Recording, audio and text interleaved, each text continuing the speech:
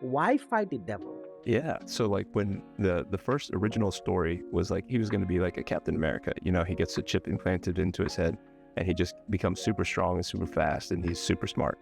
And so he's gonna fight the politician. The bad guy was going to be the senator. He was just gonna overtake America. And so this Captain America type hero was going to just stop him taking over America. But whenever he started taking his spiritual journey, I was like, saving America is just not enough for a Christian. Christianity is global. It is not. The threat had to be bigger than just saving America. It had to be saving the world. From who? From what spiritual bad guy? And so, it just became the devil. I wish it was something deeper, that I had some kind of vision for it, but it was just, to me, it just made the most sense.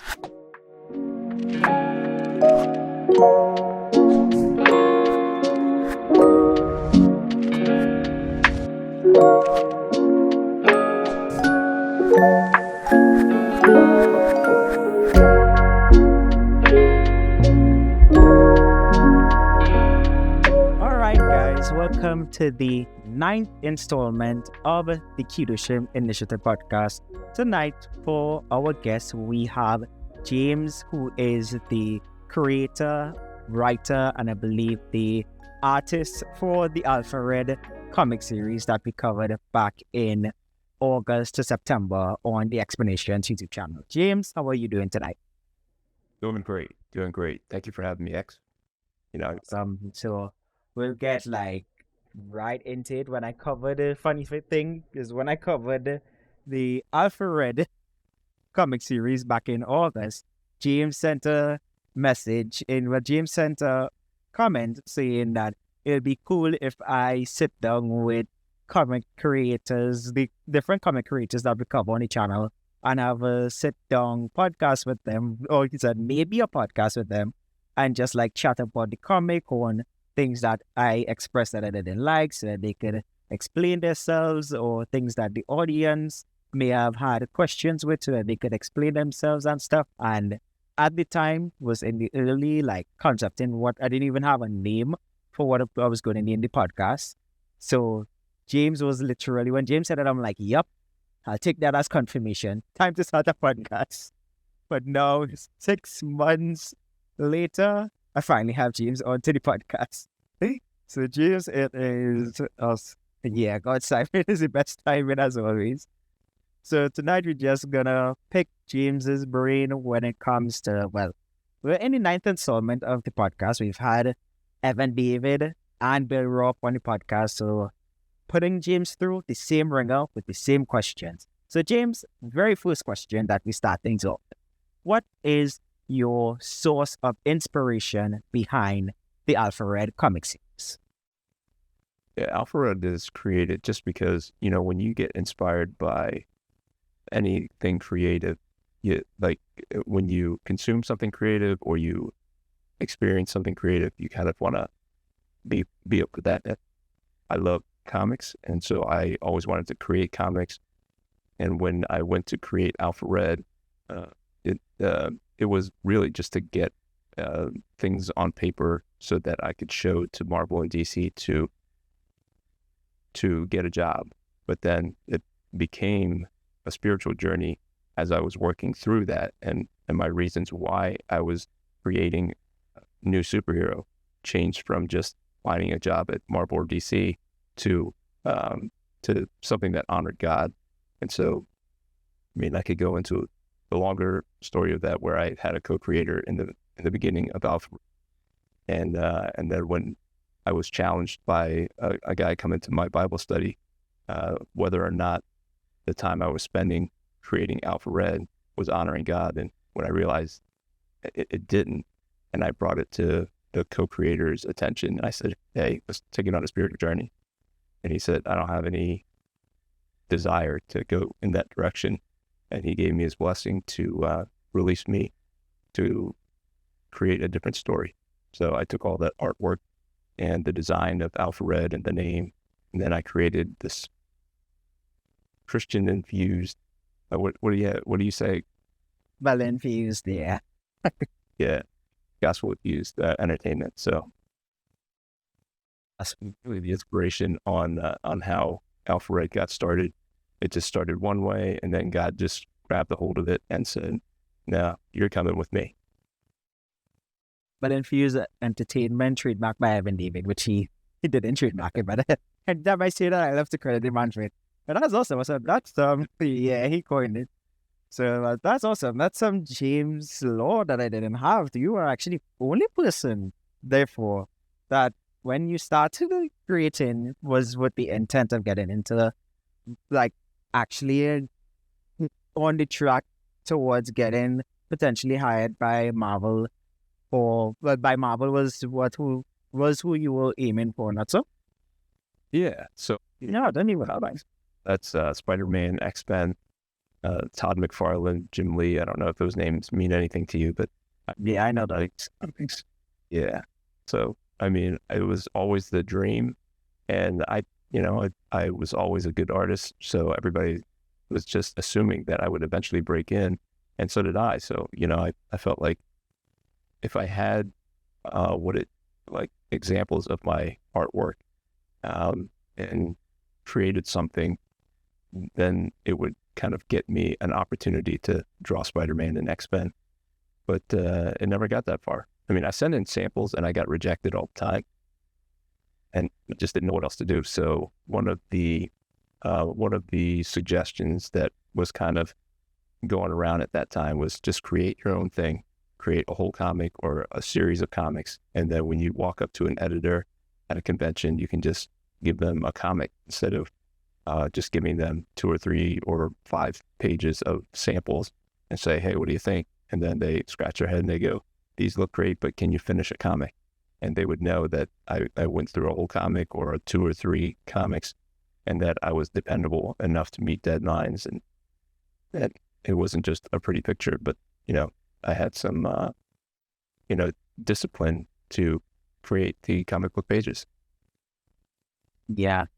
See, that's Mitchell was that's some James Nguyen law I didn't have there. That is actually pretty awesome to know.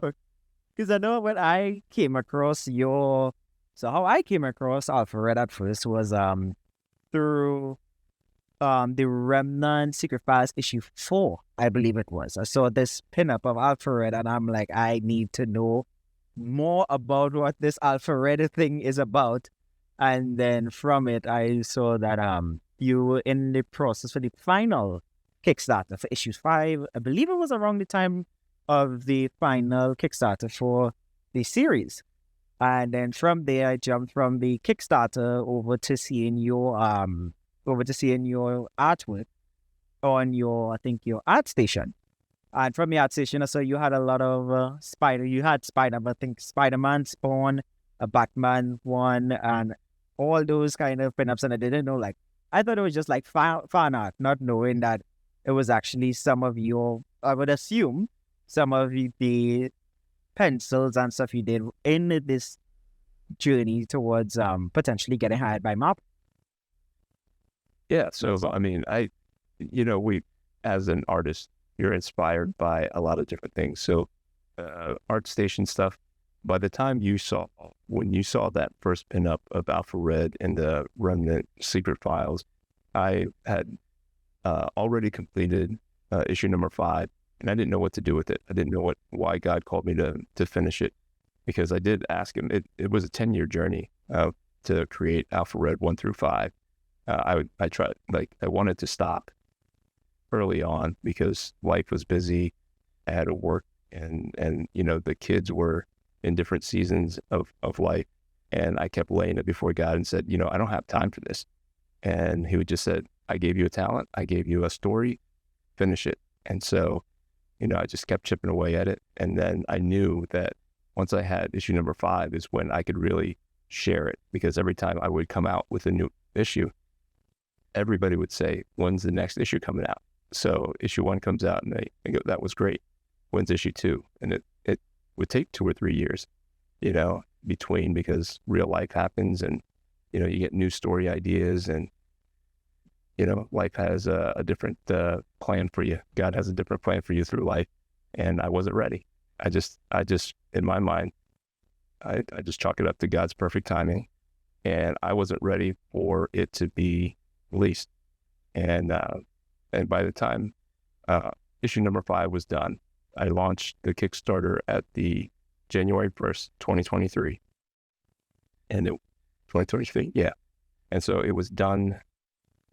It was completed and available by April or May of 2023. And so that's when I started looking for other Christian comics. And that's where I found Grok Comics. And then that's when I started running into other Starcross people. And so I saw one of Bill's advertisements. You can put your character in this secret files. I said, for $100, I can kind of advertise to the Christian audience that he exists, Alpharetta exists. And that was my journey to meet you. And then it kind of opened the doors to other things, you know, Starcross Comics, Grok. I don't think I've ever talked to Bill on the phone or verbally. You know, we've communicated on Facebook Messenger and things like that. But, you know, I touch base with him a lot. I'm inspired by what he's doing with Grok Comics. So, you know, I just keep that in kind of in focus as a company to inspire me.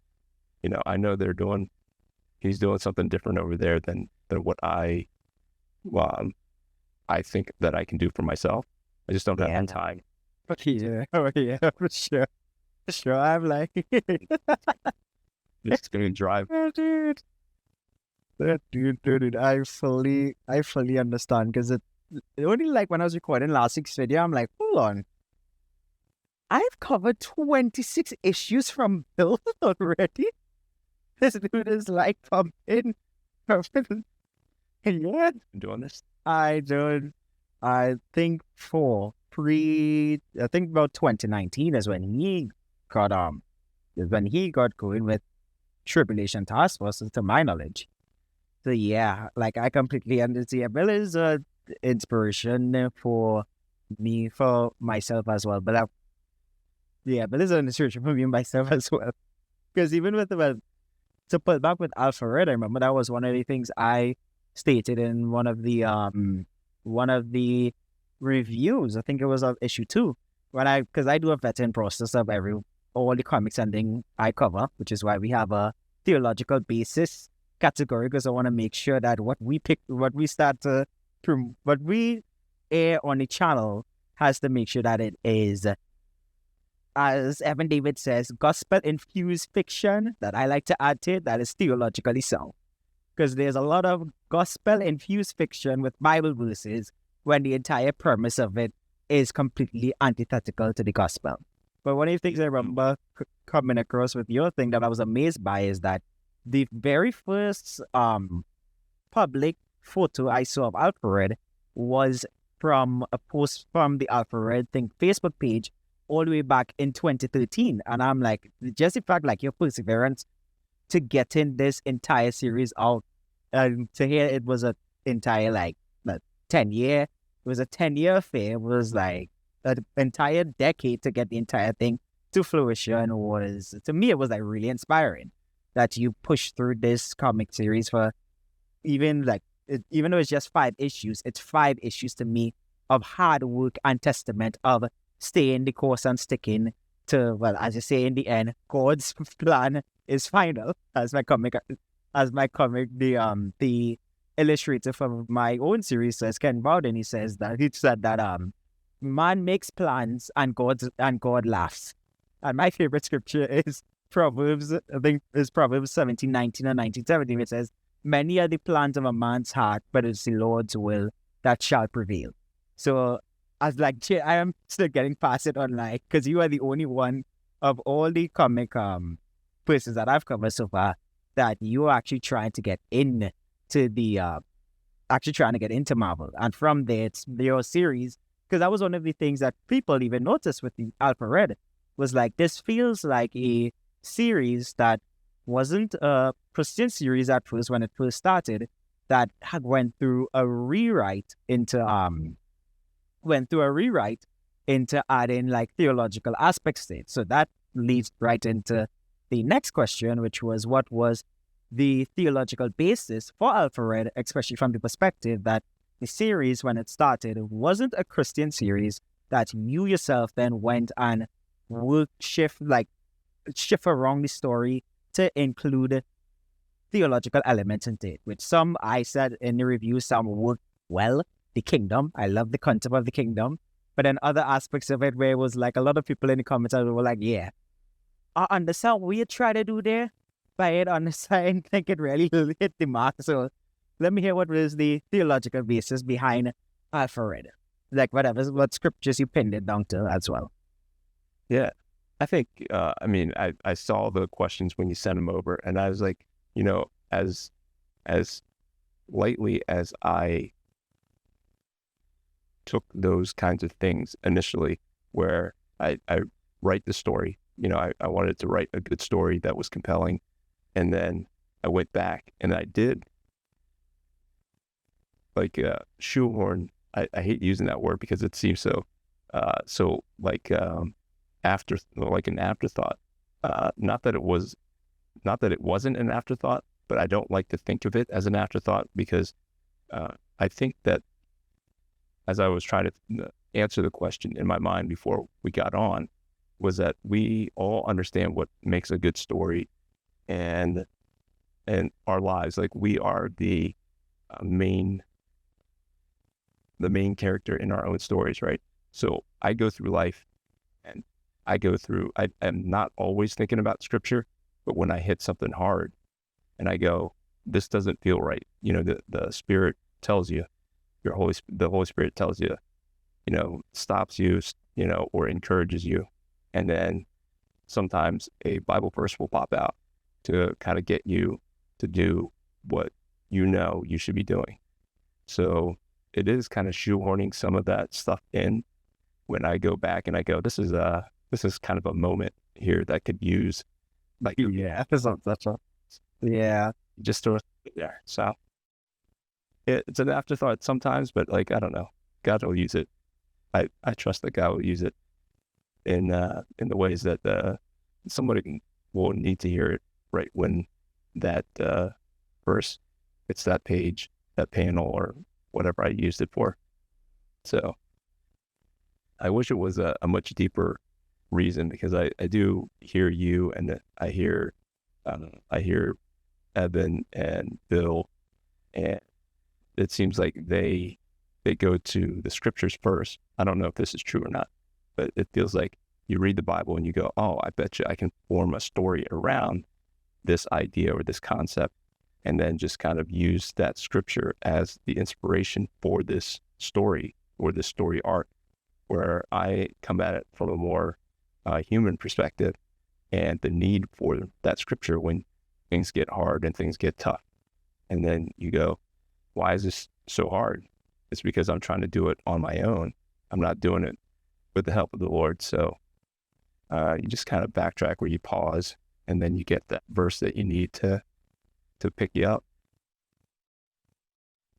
No, I completely understand that and completely respect that. Because even with the stories I review, though many of them, the niche that the channel has built around is centered around Christian theme entertainment, I always say there's always still place for the Christian creatives that just want to make good entertainment that doesn't have anything to do with the gospel.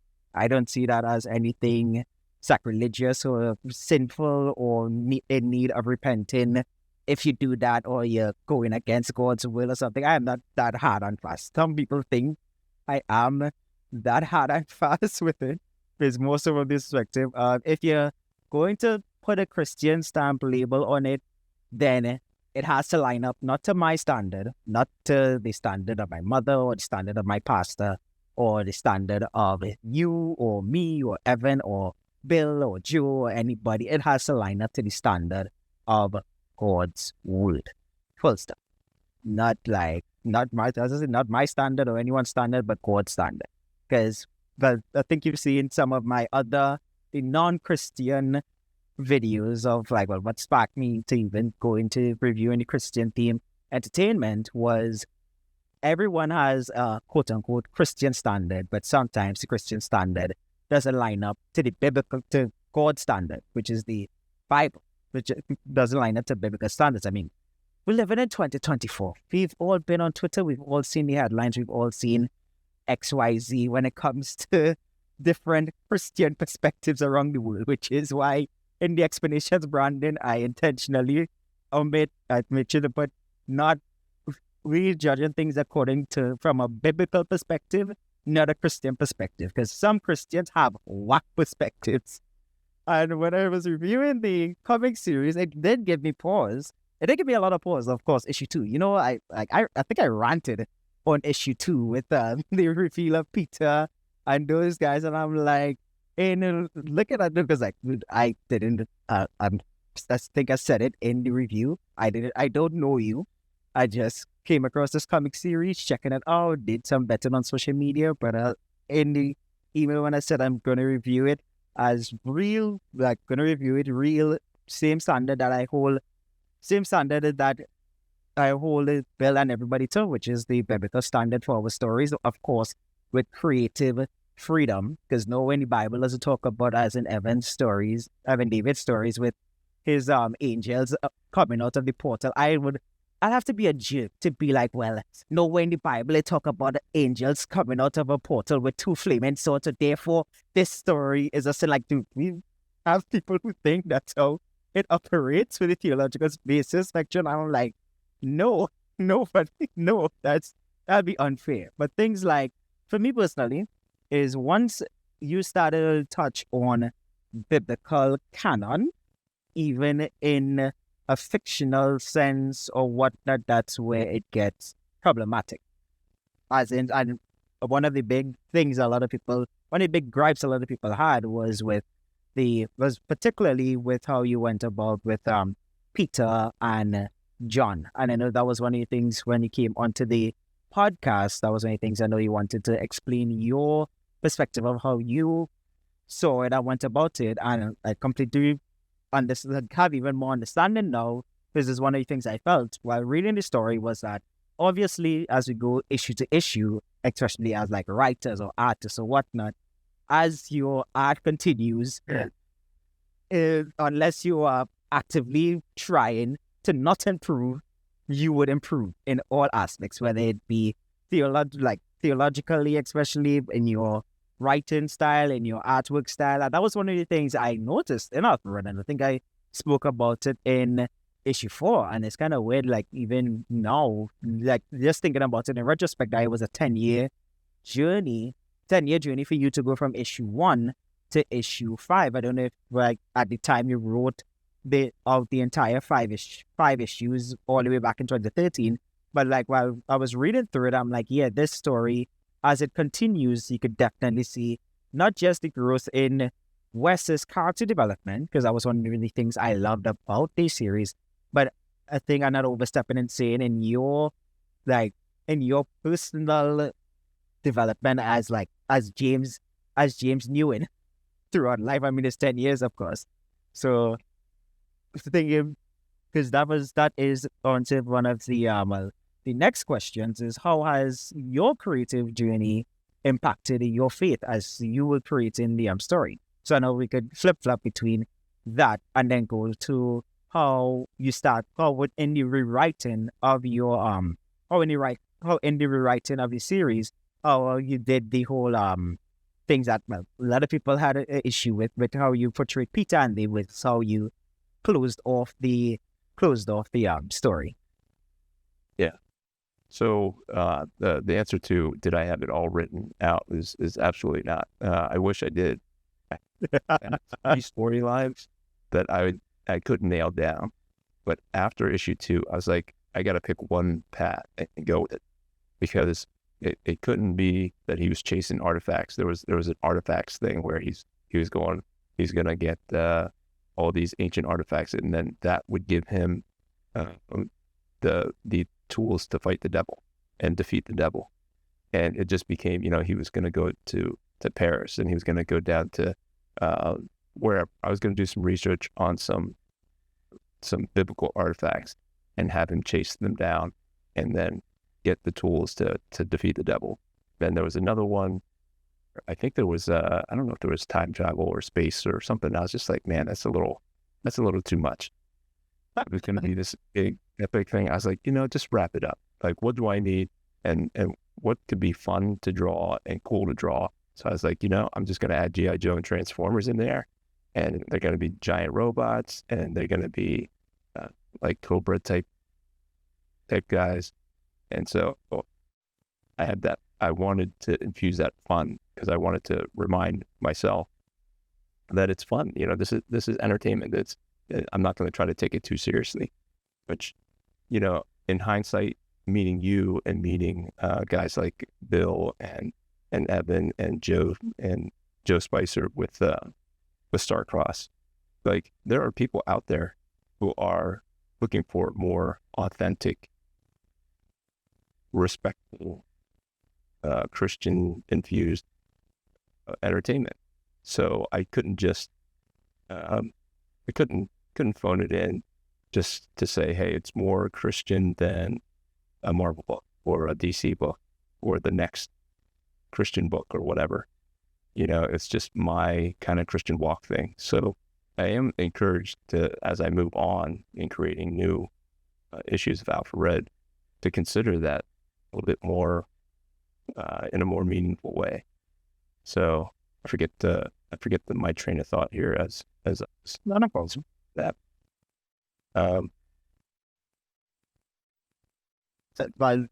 Well, just to piggyback off what you're saying, is like, that's one of the things I noticed without the context of how long the series took to come to full fruition, or when that all I had context was that the first draft of it was 2019, and then I think the first draft the first public image of Alpha Red I could have found was 2013, and then it seemed that you did Kickstarter back, well, at least from when the Kickstarter date, say, it was last updated, was like back to back within a 5-year period.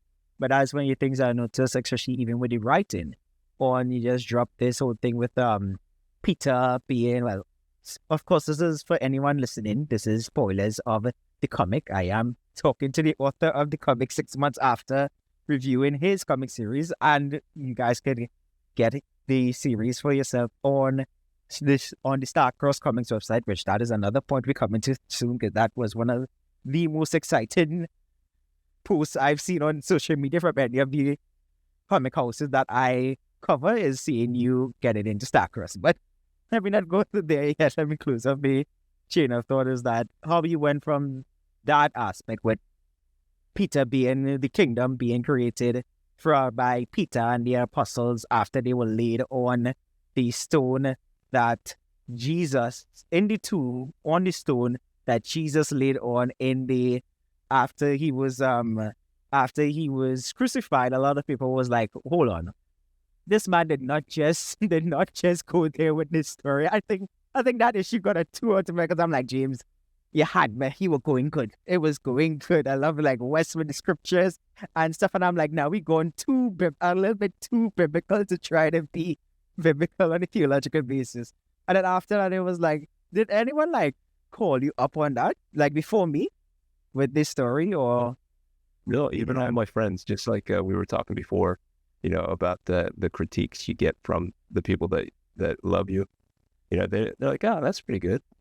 Everything you do is good. Everything you do is fine. Everybody's going to understand if they have differences. And nobody brought that up at all. Maybe I don't know. Maybe it's the company I keep. They don't care. Yeah. But that's a good one. It's unbiblical or whatever. It was just, for me, when I created that solution to Alpha Red falling off the building. Like, what was he? Did he die? Did he not die? 12, 13 stories. Is that a death blow to a superhero? And I decided, yeah, it would have killed him. And then now how do I bring him back?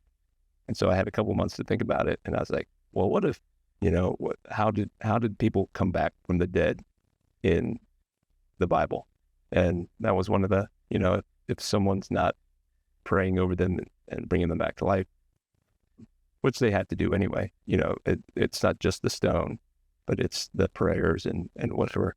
So I just kind of threw it all in there and say, was it the stone or was it the prayers? Was it,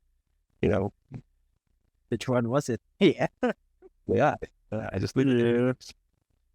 Yeah, because that was one of the things because when I cover comics, I do my best to keep the issue to issue reviews as authentic as possible. So even though I would batch buy 10 comics from one author, I most likely don't get through all of those issues until 3 months later, until I read through one issue, then review it, then do the review video, upload it, then I won't touch a comic series until I review it for the next issue to make sure that I'm doing it issue by issue as anyone else who's reading the actual consumer. And that was one of the things that I noticed between the jump between, I think, issue 2 to issue 3 was at the end, because I think it directly in the commentary, I said West fell off the building, landed in a car, and that definitely seemed like a fall that hurt with the scripture. I can't remember the scripture. I think the scripture was, my God, why have you forsaken me?" And I was like, well, that is quite a scripture to put there. But then a week later, when I'm reading issue 3, I'm like, hold up, they do that in issue 2? I'm like, oh, that's a Uncle James stick there. I remember why I put that scripture in there. And it wasn't like I was saying earlier, it's an afterthought, but not an afterthought. But it was from my Bible study. And there was a new guy who had come to the Bible study, and he was a new Christian. And I had worked with him at a previous job, and I had not seen him in a long time. And then all of a sudden he showed up at church, and I go, "Hey, Chris, how you doing?" And it's the Chris in the comic, and he's a comic book fan. So he's in the comic. And as we were doing Bible study, and I had never noticed was it Psalm 22? Is that the Jesus? Yeah. I believe 22 is one of the Messianic Psalms, yes. To my knowledge. Yeah, in that Psalm, it starts off, my God, why have you forsaken me?" And I just read that day. And then as we have Bible study, my friend Chris says, "Why does Jesus say that on the cross?" I'm like, I just read that today, where it connected it to the Psalm. And I did a little research. I hadn't done research on it just because I had never encountered Psalm before, in a meaningful way, and never contemplated it. And so I had done a little bit of research about that being the Messianic Psalm, and it was awesome that I could share what I had just learned about the Bible, and he appreciated that I didn't really know it until that morning, and then he happened to ask about it, and that was God's providential timing that I knew a little bit of something about it. So that hit me, and I was writing issue number 2 around that time, and so it felt like I don't know, it was a meaningful verse at the time for me. So it may or may not have fit him falling and feeling like new believer, as he's like, "I thought I was doing this for you, God, and I'm falling and I'm gonna die, and it feels like you forsook me." So see, now knowing the context, that is a cool panel. I think I might revisit it one day. I think I'll eventually, because I think I'm a little 40. That might be a podcast all in of itself, of revisiting different comics that we cover, because it's been a year. Yeah, recently past a year since we've been covering the different Christian comics. So Chris is the guy, if I remember correctly, in I think issue 2 and I think issue 4, that was his neighbor, Wes's neighbor, right? Who got the entire comic collection when Wes was gearing up to fight the devil. Correct? Yeah. Oh, that's good. Oh, that's good to hear. the comic book fan, and he comes out in a Batman t-shirt, and Batman is his favorite, and I think he has that same t-shirt. So, and it looks like him. I think it looks like him. Like that's the fun part about being the artist and the creator. Like I just put my friends in it. I put my church name in it, you know. Was your church the kingdom or something else? I know. And the thing, Chris talks about it at the time. Yeah, I did. Yeah. Yeah, the comic kids are going on. It will definitely be on screen right now. Sorry for cutting you. Yeah. So, yeah. So the original, actually, because it was so long ago, and I have moved since, and I wanted to be more current. When I did the remastered version, the current version, I changed it to my current church now. Like I didn't change Chris's name, but I used my current pastor and my current church because I did most of the work after I moved to where I am now. So I did 2 issues while I was in Pennsylvania. And then when I moved to New York, and I said, God, I don't have the time to do this. And then he's like, you're going to finish this. And I said, okay, I'll finish it. And so I did 3 issues while I was in New York. So I feel like it should represent my current church, not the church that I was at when issue 1 came out. Guys, more Alfred Law and more James Nguyen Law. That's awesome. So I was on doing my stream, and I mentioned the word remastered version, and one of the guys said, "What do you mean by remastered?" I was like, "It's kind of like Star Wars, right? George Lucas did like a remastered version, because when you look back at some of your old stuff, you go, man, I could have done that better, or I wanted to use this word instead, and it's just been sitting there, and now I want to put it out for the last time, like the definitive version. I have all 5 issues. You know, I had my letterer re-letter issue number 1. I was hoping that my colorist would finish number 5 and then recolor number 1. You know, like if I had my ways, it'd be recolored, all that stuff. But that didn't happen. But I did do some remastering remastering of some of the dialogue and stuff. So you just update stuff. Touch it again. Yeah. No, that's awesome. Is then that will think the last question I have in regards to direct theological source, like it's been so far. I know we don't do video podcasts, but guys, I am smiling ear to ear because now a lot of the criticisms and a lot of the things I had with it to get the context of it is like to hear the context from James now is like is really cool, one, and especially hearing your growth throughout the creation of it, because that was one of the things I found that I pick up on while reading it was like, yeah, you could see like from issue 1 to issue 5 a clear growth behind a clear growth not just in the West, but a clear growth in the person who was spearheading the series, which is you, James, and that is awesome to see reading it in the comic when I reviewed it, and awesome to hear in the podcast now. Because then the next thing is awesome. The next thing is behind your entire last question in regards to theological basis. Why fight the devil? Yeah. So like when the first original story was like he was going to be like a Captain America, you know, he gets a chip implanted into his head and he just becomes super strong and super fast and he's super smart. And so he's gonna fight the politician. The bad guy was going to be the senator, and the senator was creating this army. It wasn't even a robot army. It wasn't until issue number 3 that I was like, you know what? I'm gonna have Transformers. They're gonna transform. But the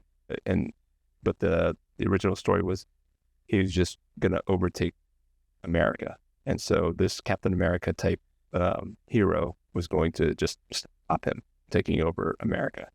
But whenever he started taking his spiritual journey, I was like saving America is just not enough for a Christian. You know, Christianity is global. It's it is not just in America as selfish as Americans like to think, like the world revolves around us. It does not revolve around us. And so the threat had to be bigger than just saving America. It had to be saving the world from who? From what spiritual bad guy makes it worth whatever, the champion, like worth the story, worth the hero. And so, it just became the devil. I wish it was something deeper, that I had some kind of vision for it, but it was just, to me, it just made the most sense. Like, I'll tell you nothing more, nothing less, and not so right. Sometimes it has the profound meaning. Other times the author is just like, yeah, this is the direction, and that's the direction we go in. Even though for me, when I read it, there were some aspects of it that, well, it comes with the nature of it. Some aspects of it, it works well. And then other aspects of it where it's like, I find the coming on to the end, like, especially because I did express that in the review, that you set up this whole thing with the devil and then he's like defeated like that. And there were people in the comments like, yeah, he made the devil a little bit too easy. But anyway, we still like the series regardless. And we're like, yeah, he'll give James a pass with this one. At least just on that aspect. So he like, the devil doesn't die. Obviously, he doesn't kill. Yeah. Stops the devil taking over the world. So there is another story for the devil to kind of re-enter the storyline. We can talk about that a little bit later. I don't want to give up too much, but the devil's still around and he's still doing bad stuff. And it's not the last time Alfred meets the devil. That's good to hear. Because, yeah, I do believe the title of the final issue was Christian Hero Killed the Devil in Alfred issue 5. I mean, that is one of the highest viewed comic review videos we have, actually, back to back, so that title works well. It was partly that, and it happens in Jerusalem, and then that was... oh my word, I had to make sure I'm put a note out at the beginning of the video, because I'm like, oh, yes, yeah. To address that, and I hadn't even thought of it. Like, I knew what was happening in my comic, but if you start a podcast or a video and you're all of a sudden talking about Jerusalem right when it is at you're like, what? Yeah, at all. This is I had to make sure, because I mean, especially within the Christian social media sphere at the time, on all the different headlines and stuff, it was like, I have to make sure to cover both the channel and both James, because I don't want the things to like surge, like, you know how it goes. I was like, make sure to put it out there. This comic came out years ago. This is not no like political commentary on what is going on. This is just fiction. And this one of the first times I said, like, this entirely is just fiction. Unfortunate coincidental fiction. That superheroes running around in Jerusalem trying to stop big mech tanks and stuff is like, this is just fiction. So, yeah, dude. Well, that is, well, I think for me, at least when it comes to the theological basis and the disciples running a high-tech secret organization and all those things, I think you covered everything on where your headspace was. It was like, I just wanted to write a cool story at the time, insert some Bible stuff into it. And for me, okay, that is like, I understand, James. I'll give you a pat on the back for that. I understand. Nothing more, nothing less. You don't have to get anything deeper. But no shame, like, dude, no shame in that, dude. No shame in that. I mean, you live and you learn on, like, how audiences act, like, receive it, how some people are looking towards it, especially folk like my audience in particular. Like, my audience is built of the folks who have, like, I would say, not to minimize what the word PTSD means, but like just a little bit of PTSD and trauma from getting so engrossed in a series, only to start to see the Bible getting blasphemed left, right, and center. And it's like, why? Like, for example, with the Immortal X-Men videos that I covered with around Easter, they just decided, what if we insert Jesus being a mutant into the storyline? And it's like, why? Some things that is just like, why? So then people are engrossed in the story, and then all of a sudden it's just like, this is a Christian story, and you want to be telling me that the apostles running around with a high-tech, immortal, God resurrected, and running around in the 21st century with a secret organization they created to stop the devil? Explain yourself. And then now hearing what you explain is like, okay, James, I understand. You explain what, and I have no gripes again. That was my headspace. So that's awesome. It's really eye-opening. You know, when you found me and Red, I didn't know that that there were Christians who were for entertainment in a more serious way. Like you take it very seriously. You know, like our faith. You know, we should take our faith seriously. But like you see it in a way that I had not considered is the best way to kind of allow myself to just like, whoops, you know, like I was just having fun, and I wanted to bring people into. I wanted a way to share the gospel with people that I meet at comic book conventions. Like when I start talking about it, I don't go right into, you know, hey, this is a faith-based. And sometimes I do now. It doesn't even matter anymore. Like I started my YouTube channel, and I'm just gonna go hard at Alpha Red, and whatever comes out, and I'm not trying to hide that he's a faith-based. It has faith-based elements in it. It just does, you know. And as I try to pitch the story to them, I don't hide that, you know, he goes through a spiritual journey, and that he has to find Christ in order to activate the suit and stop the devil from taking over the world. And you know, the most disheartening thing is that the Christians who come up and they hear it, go, "That's awesome, man," and then they walk away. They never buy it. Yeah, dude. Christians, they'll stick around and they go, "Hey, that sounds kind of cool. Let me give it a try." Yeah, dude. Because that is part of the mission with with Xplanations was like everyone like it was so there's many things I'm still trying. I'll be real. Even though the channel is at 4,200 subs and everything, it's still one of the things that I still don't understand with some of the with the audience at times. So like the Christian audience, like some people, and it's not talking about the Xplanations audience in particular, but just you hear a lot of people. I mean, I think that was the song bites I opened the remnant, the podcast that they would build with. On like Bill and I went on a little rant, is like you hear people crying out against woke media and this and that and the other, saying like, oh, they're siphoning Christian values out of this stuff. And well, that was never my but my argument with like my reason for going into looking to gather up Christian fiction. My thing was like I was tired of seeing some stories like the Bible being blasphemed with some of my favorite fictional stories, and some people were like, oh well, we could just look past it, and for me it was like, well, no, like I couldn't just look past it.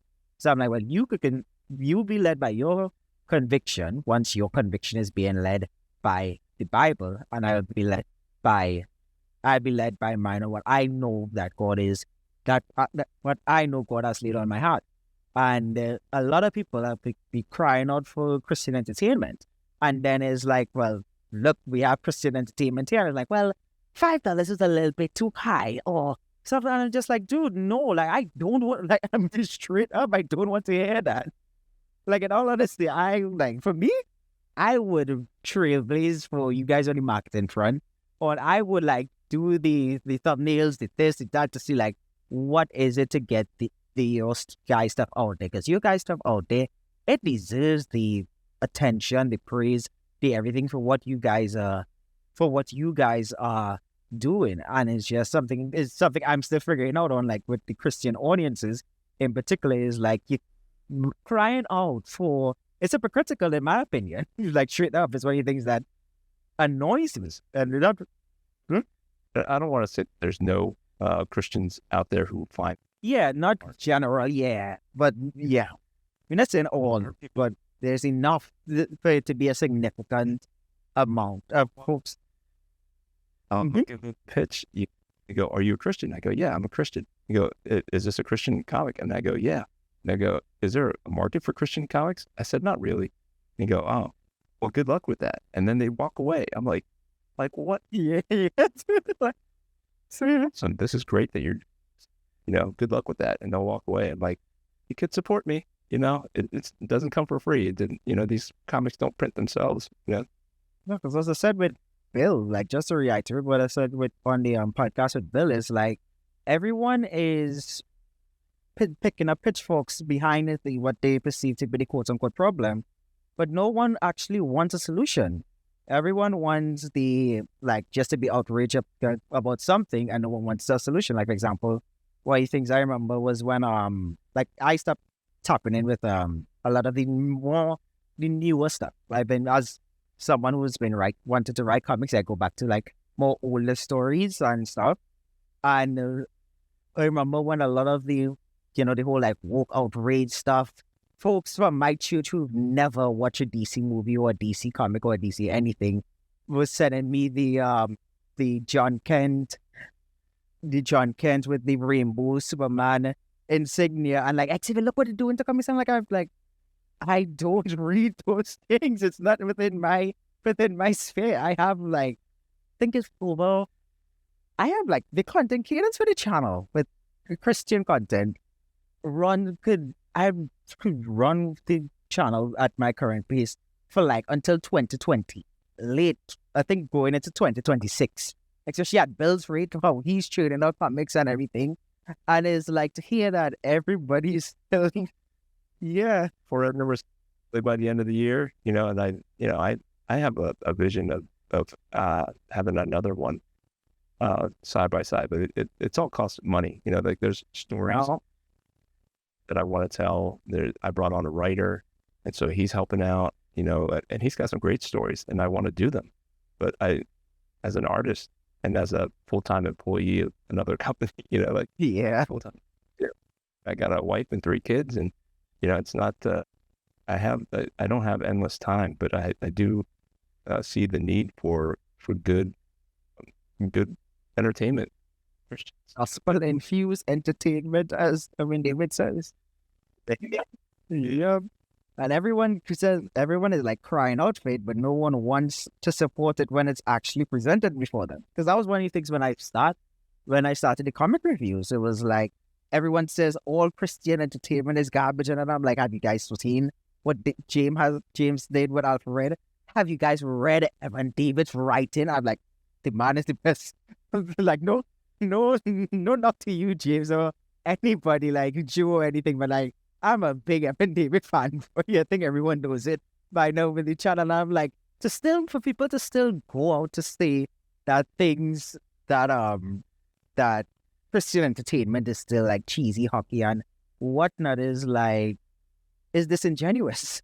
I shut down all those arguments these days whenever I'm like, you could check the entire 37 issues of Christian themed comics that is compiled by the Xplanations. Like, well, see, $5 I don't have the $5. You don't have the $5 to support a Christian comic, but you have the $5 to buy a comic that's gonna make you upset when you start to see rainbows everywhere. It's like, I just had to get that rant out the system. There's one of the things I pray on every day. That's I had to get that. It's just one of the things I like, especially being passionate for this space and doing my best to like help you guys with the marketing on your guys. And it's just one of the things that it baffles me, honestly. So many things that baffles me. And I'd say like to see you guys with the awesome things that you guys are doing, to then present it to the same like folks who cry out against like what the modern landscape of entertainment is like. It's like we are not obligated to anything as creatives. You guys aren't obligated to support or anything like that, or anything like that. But at the same time, to the Christian audiences, you can't want to complain about X, then be provided the solution for X. So I don't know what you people believe the solution for X is, and then crying out, we need more Christian entertainment. And then when it's like laid out to like 5-issue comic series, like 5-issue complete comic series from Alfred, all the stuff that Star-Cross is doing all over and whatnot, the non-Christians are the ones that are supporting the folks that are putting things out for you guys from again the problems that you guys are crying out of. It's one of the things I is like, that's a whole other podcast and something by itself to touch on. Yeah. And to hear that with your guys' journeys and stuff, it's, yeah. Yeah. I have found that the independent community is very welcoming. They're not afraid to pick up Alpha Red, even when they understand that it's faith-based, that has faith-based elements in it. And I tell them he's got to accept Christ before the end of the series, or else he can't save the world. They're like, wow, that sounds kind of cool. And then they'll buy it, or they'll talk about it. They'll ask me about it. Whereas, I haven't, I don't know if there's not enough of us out there, or if there are people who, I don't know, it's hard to explain, Oh yeah, I come from today. Yeah. You go onto these Facebook pages, the Christian Facebook pages, and, you see all kinds, and you're like, okay, like, why aren't they moving forward? Why don't people react to what they're posting? And, you just have to figure out, what you're called to do. I'm not called to be a street preacher. So I'm not going to be hitting people over the head with just, verse after verse after verse. I'm just not built that way, and I don't feel called to that kind of ministry or presence on social media. I just do what I do, and I connect with who I connect with. And I don't shy away from my faith, but I don't shove it in people's faces either. So yeah, look, 100%. Because that's one of it's like, as I said, folks, and that's the funny thing about it, even with like, oh, well, it seems like there's no market for it. Whenever there's outrage, you definitely see the draw of a market for sure. And then it's just like, let's move faster. I don't want to continue it. There's definitely a market for like faith-based entertainment, because you look at Angel Studios, the chip, all that stuff. People love it. I love it. If it's done well, you got to do it well. You got to aim to do it well, or else people. That's what I think people are used to. Quality and standard being super good. You eye roll every time you see a new Christian movie about some baseball team or something. You're like, oh boy, another baseball, another one. Okay, another Christian police drama. Okay, So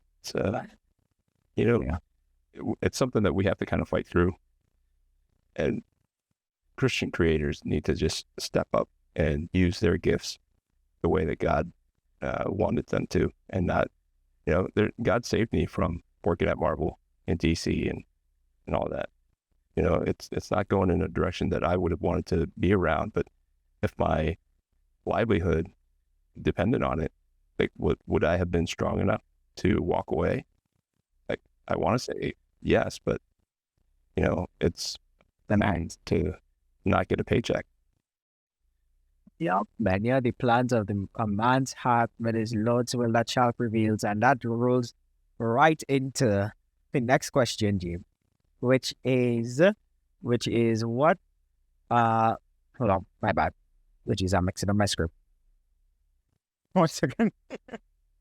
Which was so far along your creative journey. I think we touched on some of it, but just like definitively, what was the best moment for you thus far pursuing your creative journey, and what was the worst moment that made you feel like giving up? I know we touched on it piece by piece, but like, if you were to say definitively. Yeah. So right now, I feel like I'm in the best spot right now. It's the culmination of experience that God called me through, all the times that I wanted to give up. I mean, if you go through my YouTube channel, you'll see me talking about how I have issue number 1 of like 8 or 10 different comics. And then when it came to Alpha Red, God just wouldn't let me stop. And I just felt called to complete it. I felt that this, for whatever reason, whether it was Alpha Red or it was the right time in my life to complete a story that honored God, I was compelled to complete it. I felt like it brought me more satisfaction to know that I was using my talents for God. And that's to find that motivation really helped me through a lot of the wanting to quit, wanting to stop. Right now is really I don't know, it's the most fun I've had in a long time, but it's the season in life that I'm in where my kids are a little bit older, and technology is the way that it is. And there's a desire for, not a desire, but an openness to independent comics from creators that nobody knows about. And there's social media, and, you can have a YouTube channel, I can have a YouTube channel. We're communicating online to a lot of people that we never would have if, like, say, the pandemic didn't happen and everybody didn't get a microphone and a camera. So, and everybody didn't have a YouTube channel, but now we do. We're used to Zoom stuff, and we're used to watching YouTube interviews, and, people don't have to be in the same room like they used to. It's a good time right now. I'm having the most fun, I think. So, and I don't know about the worst time. I guess the worst time. I'm an optimist, so bad times are just kind of learning experiences. New opportunities. Yeah. I mean, as far as there's bad things in life, my wife had a health issue, and that put us through a really bad time emotionally and financially. But out of that, I mean, it's really because of that we were so desperate to take the job that I have now. And it moved us from Pennsylvania to New York. And it's 4 hours away from my family, 3 hours away from her family. And so we were up here and we had nobody, but we had God, and we made new friends through our church. So it's been an amazing journey. And if we didn't go through that hardship, I don't know that we would have chosen to leave where we were, where my family was, and where her family was closer.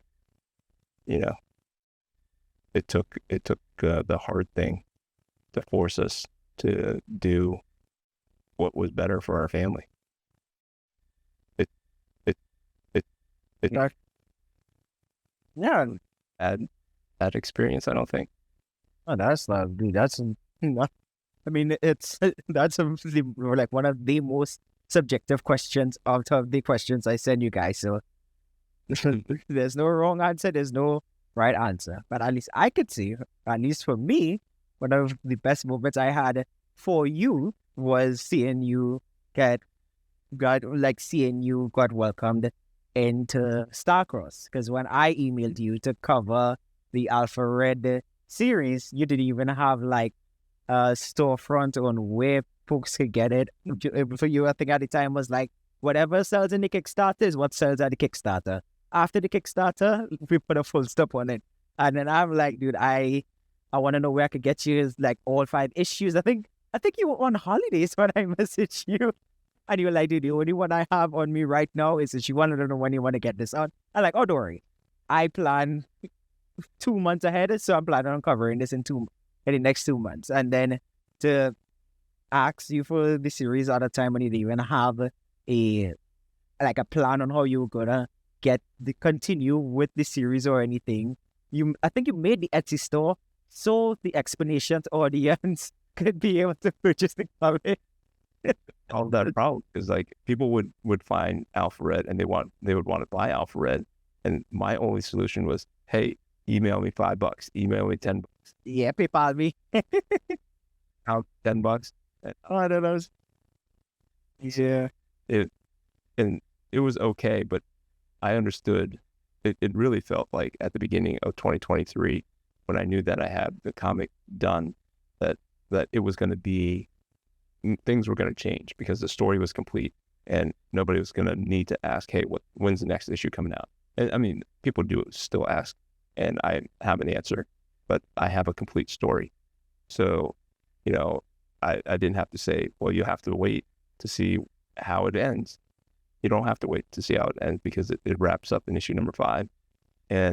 But I didn't have an avenue for people to go and say, hey, I'll put this in my shopping cart, and then I can punch in my credit card, and then you mail me the comic. Like, I had the comics, but you had to get them from me at a comic convention. And I wasn't doing comic conventions in 2023, and I had not done comic conventions because of the pandemic stuff.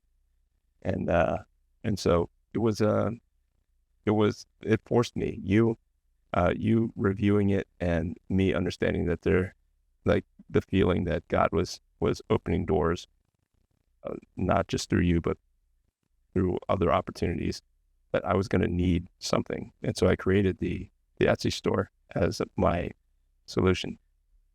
But then all that's changed. I mean, it's still there. The Etsy store is still there, but I sell the stuff through Across Comics now. So they do the shipping. That's Yeah. There's awesome. And when things get rolling, you get the checks, but we're not going there. Yeah.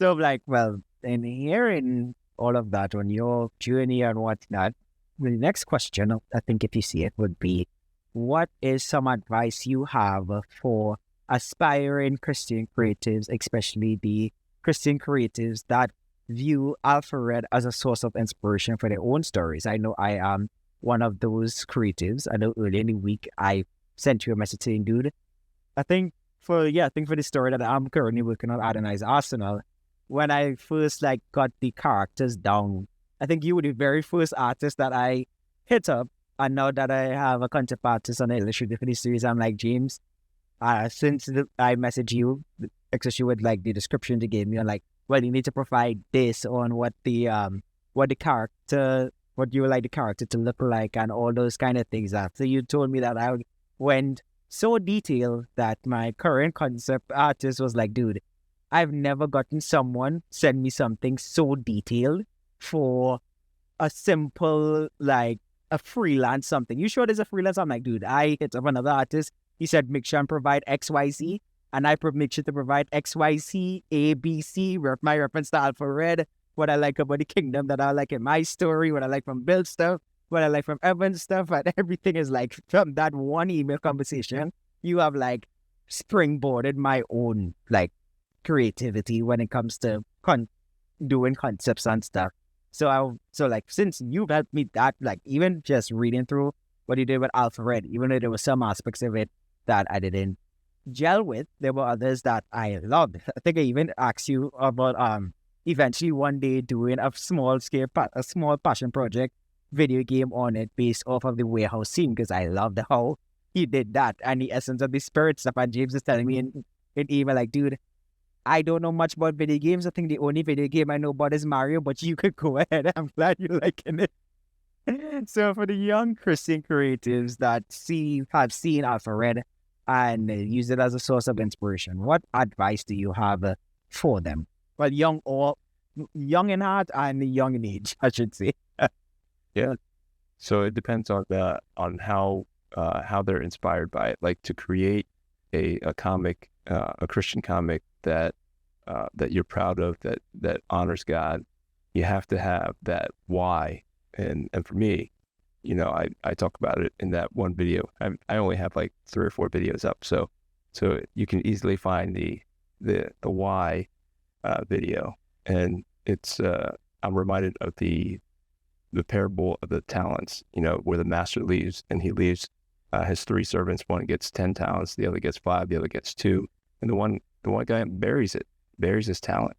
And I just I don't want to be that guy. And so God gave me a talent, and my why is to share my talent with as many people as I can in a way that honors God.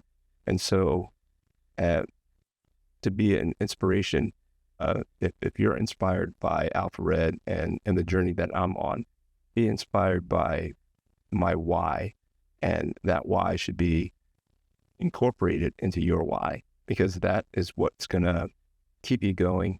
You go, this is a dumb idea. Like, why did I start this? Or, like, this is too hard. Nobody's looking at my stuff. Like, how do you get past that? You get past it because you're not doing it for you. You're doing it for God, and he's going to be honored by it. It's not trying to get clicks, or it's not trying to get money or be famous. They're just being obedient. Your treasures, all that coin is happening up in heaven, So don't do it for the money. Don't do it for the fame. Maybe some of those things can come your way if you think you're ready for it. If God thinks you're ready for it, that's great. But if that's what motivates you as a Christian creative, I don't know that you got to check yourself before. You're right. It's now. Before. Dude, I'm cheesy. Dude, I'll say it for you. Don't worry. I'm cheesy like that. I'll say it for you. Don't say it. So, dude, don't worry. I'll say it for you. But yeah, that's awesome. But as far as any advice, it's just, you just have to be teachable, always learn, always be learning. I'm still learning, I'm still trying to solve different angles and different, I'm looking at all the artwork that's around me. I have a lot of unfinished artwork sitting around me. I'm kind of inking a Superman sketch card as we're talking. And, I'm just trying to figure out the angles on Superman's face, and does it match with his arm the way that I have it positioned? And then if I get stuck, how do I solve it? Do I look at a photograph? Do I look at Joe Madureira art? Do I look at Jim Lee art? Do I look at Todd McFarlane art? Rob Liefeld, people who have inspired me to, in order to solve that artistic problem or solve that writing problem. If you get stuck trying to find a solution to your hero out of a jam, like watch a movie. How did Captain America survive jumping out of an airplane? In was it Civil War?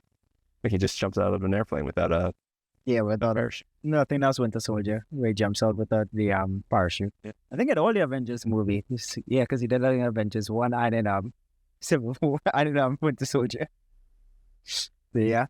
So like you go, how did that movie solve that problem? Can I be inspired by that? You don't have to copy it exactly.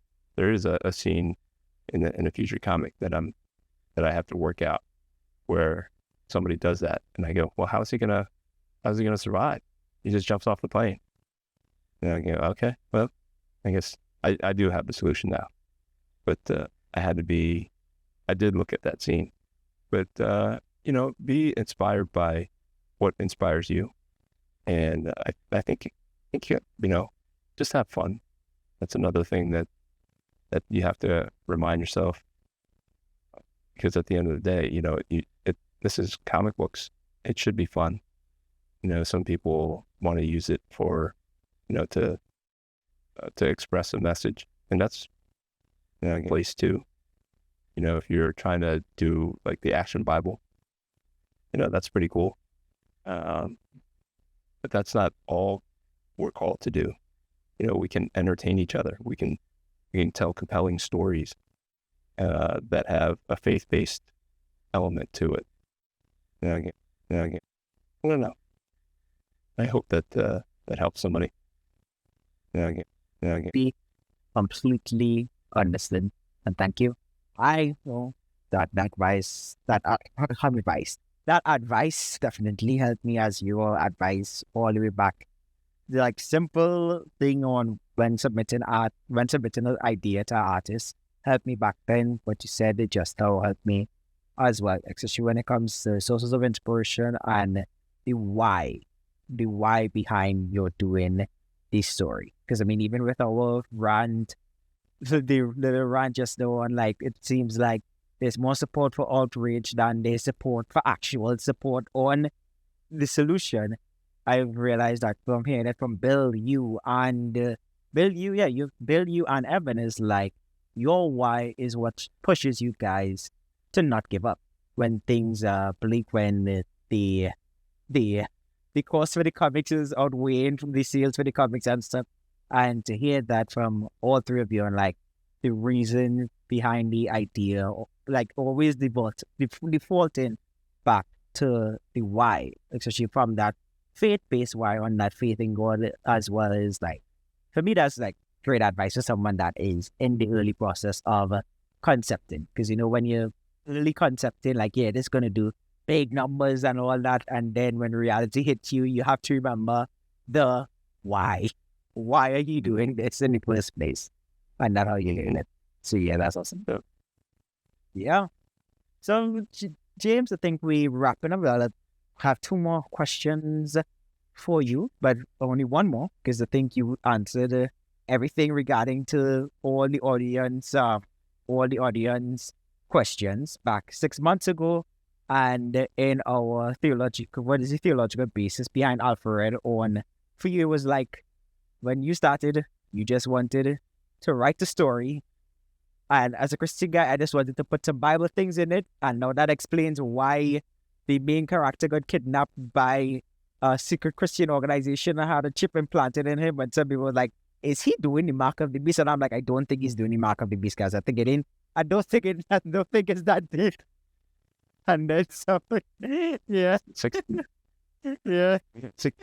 Me and the writer had 16 pages, and I was like, do I throw away these 16 pages? It takes me 12 hours to do each page.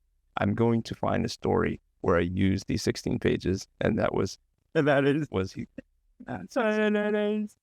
so funny now. And like 6 months later, it's like all the things I had a criticism, and James said, I was like, this is a cool idea. And to me, it's like, James, perception is very, very important while I'm reading this comic, and the viewers see this. Why is the Christian organization kidnapping a man and putting a chip behind his head? And then only to see in the next issue, wait, this Christian organization is run by the disciples, Lord, and Satan afoot in this comic. Oh, Satan is the main villain in this comic. So it was like a roller coaster things. But to hear now is like, your headspace was like, dude, I just wanted to write. I was writing, and then I found a way to put the Christian stuff in it. For me, like, it squashed every comic, every comment in there. We no longer need to do that section. So before we end up, it really did, like I said, open my eyes to that. Yeah. It's like you guys out there who are looking for that stuff, and I just have to be more respectful, I think, moving forward. I'm still just going to have a lot of fun, but you know, it's going to be hard for me to change my style of, let's make this a fun story that kind of puts a hero there, and like, there's a Bible lesson in here somewhere. Let's pick out that verse. Yeah. There's in the next question or not, but the future goal is, you know, I'm Oh, that's the final question. You could wrap right into that. That's the final question of the podcast for you, my friend. Yes. So alphabet number 6 is on the art table right now. I got 4 pages in, and it's going to be shorter. I'm going to change the format a little bit so that I can mount more often. You know, at least 1 or 2 a year, and so I have the story for issue 6 and 7, and possibly 8 and 9, and then there's another story that, like an overarching story that brings Satan back into the story. So, you know, I have plans, you know, but you know, man's plans, we can laugh about that, and with God, because he's laughing first. Look at James making plans when I have a plan for him. Let him summon the moment right now on this podcast. Because I had to make sure to have, like, when I did it with Evan, I think, yeah, when I asked Evan, so what is your plans? Evan was like, dude, I just go with God. I like, Evan, what is the Evans plan? We know God going to trump some of these plans. What is the Evans plans of James? I just heard the James plans, and we would see it to fruition with what God has planned ultimately. As I was getting to know Evan, I wanted to talk to him, and I Facebook messaged him, and I said, hey, before we get on the phone, like, can you tell me what you're working on? And if I should pull up that list. I was like, man, when do you sleep? Yeah. Yeah. Black Blossom, issue number 50.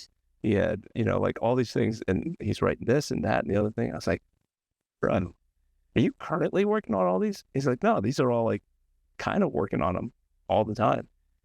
Wow. That's just not how I think. Like, I just like to draw, and I think of cool scenes and cool scenarios, and then I try to fit them into my story. Wow. Yeah, because that is even funny for Evan, because like Evan is even the story advisor for my stove thing. So I add another pot to his fires. I don't know how big a stove is, but he definitely is cooking, and it's cooking well. That's awesome. He loves to write. He'll write anything. So he has offered write some of my stuff, and I might take him up on it. I have some stories, and I have a writer that I'm happy with right now, but I don't know. I want to draw it all because I think it's fun, and I love to tell stories with art. I just wish I had more time, and I wish it produced more money to create, but it doesn't. Yeah, I think all that we could check up to God's plan in the end. Because many are our plans, but it is His plan that shall prevail. So that doesn't mean we don't set goals, of course, but we set goals and then allow space for God's plan to come through in the end. So maybe the independent Christian space is our part, but of course, everything is part of God's plan. Yeah. What's in this fun meeting new people in the space, whether it's Christian independent comics or not. I mean, a lot of independent creations are not God, so I don't spend too much time with them. But they are it's a very welcoming community, and I'm glad for their wisdom on some of the do's and don'ts of the independent space. Well, awesome. Yeah, that's awesome. Well, James, we have been going for our 21 minutes, and it's wrap-up time. Where could people get your stuff? Where could people find you? I know you have your YouTube channel going. Maybe one day I could, can't say give you a definitive day because my schedule has been crazy, but I could probably maybe appear on your YouTube channel the same way you did with mine for the podcast. Where could people find you, and where could they buy your stuff if they want to support? Yep. So you can go to alpharedcomic.com. That'll take you to the Starcross website where you can purchase copies of Alpha Red. You can find me on Facebook at pretty much everywhere, Alpha Red Comic. You can put that out at Alpha Red Comic into Instagram, into YouTube. Does YouTube do the at thing? Yeah. You can just jump on YouTube and type in Alpha Red Comic, and I have my YouTube channel where I talk about the updates to Alpha Red number 6 without spoilers. I do draw streams, I do live streams, and so I'm trying to figure it all out, trying to connect with other people who are open to reading independent comics and learning about creating comics. So just geek stuff. It's awesome. Guys, meaning who the way you could find James, and I know I have some lazy folks in the chat. Don't worry. I know I have some lazy folks in the video right now. Everything will be in the description. All links to James, his stuff, where you can get Alpha Red, his YouTube channel, and all relevant links for James would be down in the description and on the blog post alongside this installment of the Kedoshim Initiative Podcast, which we are at the 9th. Yeah, this is the 9th installment of the podcast, our interview with James Nguyen. So, James, thank you for giving me your time an hour and 24 minutes of your time. And all the best, brother. And I continue to pray for God's perfect will for your creative journey with Alphared, with Starcross, and with everything. I'm so grateful for you inviting me, and grateful for our friendship, and just looking forward to everything that God has for you and for me ahead, and to be used by Him. Man, thank you. And thank you to everyone for tuning in. To enjoy the rest of your day, night, evening, whenever you see this, today, tomorrow, whenever I upload this. Good thing I'm uploading this a week or two after we record this. Thanks for watching, and do have a blessed day, night, or whatever. Yeah.